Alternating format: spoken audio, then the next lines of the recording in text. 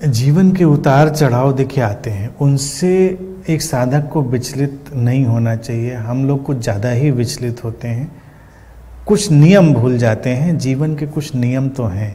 पहला देखिए नियम है कि हमको कुछ करना है इस जीवन को चलाए रखने के लिए, जो कि प्रकृति ने ही हमको दिया है, तो उतना तो करते चलें।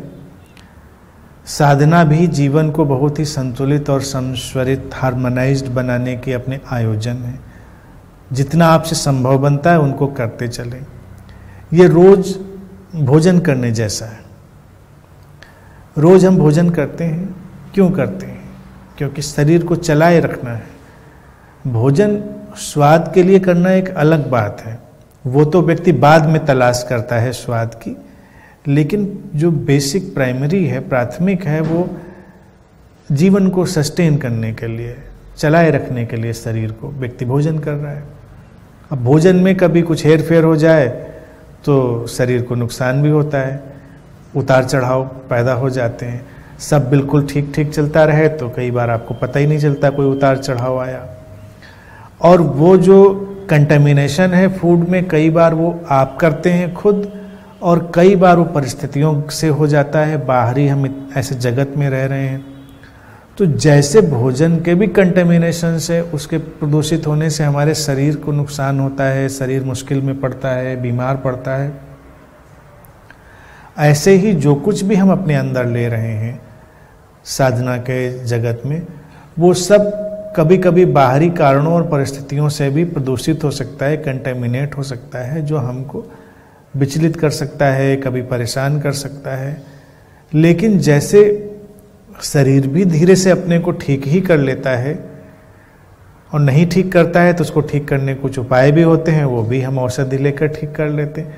तो ऐसे ही हमारा जो पूरा स्ट्रक्चर है बीइंग का, उसमें एज सच कोई उतार चढ़ाव, डाउनफॉल जैसी चीज़ नहीं होती। थोड़ा बहुत हलचल आई, लेकिन वो जो बीइंग है हमारी, हमारा होना है, वो उसको जल्दी ही एडजस्ट कर लेगा। उसका पूरा मैकेनिज्म जो है वो एडजस्टमेंट और हार्मोनाइजेशन की तरफ बढ़ रहा है। हमारी पूरी बीइंग ही उस पर खड़ी हुई है। बीइंग कभी डिविएट होने के लिए, भटकने के लिए, उसके लिए नहीं बनी है। जैसे हमारा शरीर भी तकनीकी रूप से बीमार होने के लिए नहीं बना है। हम बाहरी चीज़ों के शिकार हो जाते हैं और परिस्थितियां ऐसी बन जाती हैं कि शरीर पर वो असर आते हैं। ये सामाजिक और जो इस समय की विकास की व्यवस्थाएं बनी, उसका नतीजा है। वही अंतर जगत में भी है, साधना के जगत में भी है। तो साधना के जगत में भी देखा जाए, कुछ इनपुट, जैसे भोजन का इनपुट है, उतना इनपुट हमको डालना चाहिए। थोड़ा ध्यान, थोड़ा मौन, थोड़े सद्विचार, थोड़ी सारी अच्छी जो बातें हम जानते हैं उनका थोड़ा इनटेक देना चाहिए। तो आपका मन, आपकी चेतना थोड़ी सशक्त बनी रहेगी। अब हम शरीर का तो ख्याल कर लेते हैं, भोजन चाहिए, चलेगा, बीमार कमज़ोर पड़ जाएगा। फिर मन का तो ख्याल नहीं करते कि उसको भी कोई इनटेक चाहिए। शरीर में तो कूड़ा करकट नहीं डाल देते, मन में कूड़ा करकट भी डाल देते हैं, तो मन फिर परेशान हो जाता है, विचलित हो जाता है। वो ट्रेनिंग नहीं है हमारी।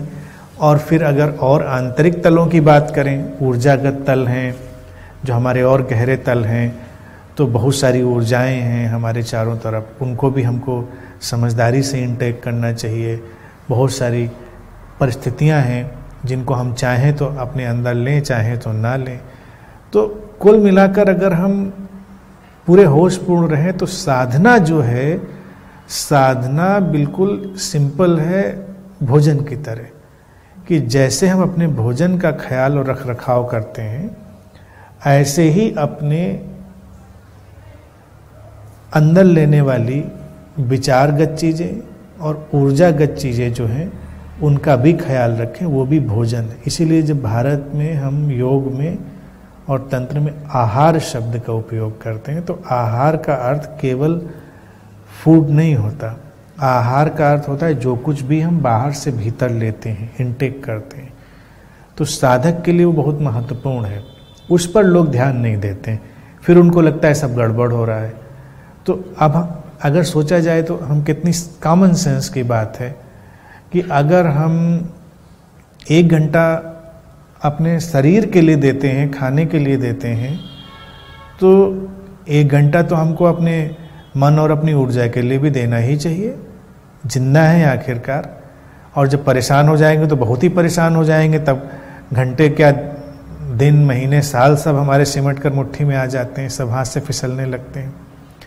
तो बेहतर है कि 1 घंटा हम अपने मन और ऊर्जा के लिए भी दें।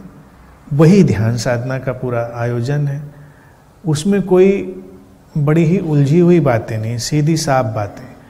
और फिर मैं तो सोचता हूँ कि नेचर ने हमको जो इनसाइट्स दी हैं वही सही हैं।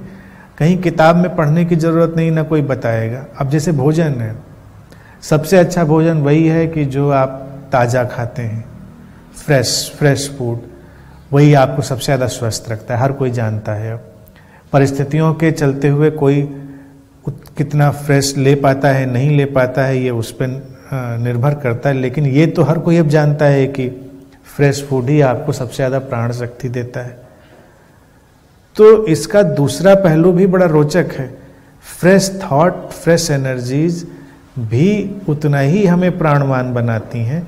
बासी विचार, डिब्बा बंद विचार, स्टोर्ड कंटेंट, कोल्ड स्टोरेज में रखे हुए विचार और ऊर्जाएं, वो सब हमको उतना ही बीमार बनाएंगे। और हम लोग क्या कर रहे हैं, खाना तो कोल्ड स्टोरेज वाला और ज़्यादा नहीं खाएंगे, फ्रिज में रख के भी 1-2 दिन लोग खा लेंगे। मना तो उसको भी किया जाता है कि जितनी ज़रूरत हो ना रखा जाए उस चीज़ को। और अब तो भोजन में देखिए बहुत सारी चीज़ों पे बड़ा डिटेल में चीज़ आ गई है, कौन कौन सी चीज़ कितनी जल्दी ख़राब हो जाती, किसको रीहीट नहीं करना चाहिए। अगर थॉट के पैकेट की बात करी जाए, उसको तो हम रीहीट कर करके खाते रहते हैं, बाद में तो कोयला ही बचता है, इतना रीहीट कर देते हैं उसको। तो हर चीज़ तो बासी इनटेक कर रहे हैं अपने अंतर जगत में, और फिर उसमें चाहे वो आपको उल्टियाँ शुरू हों, चाहे लूज मोशन हो, दिखती नहीं। सबसे बड़ी बात है, फूड में उल्टियाँ शुरू हो जाएं तो हर कोई आपसे बचेगा, आपको भी समझ में आ जाएगा। थॉट और एनर्जी में अगर इनटेक में उल्टियाँ शुरू हो जाएं, गलत कर लें, बासी कर लें, खराब कंटेमिनेटेड, तो आप प्रवचन देने लग जाएंगे।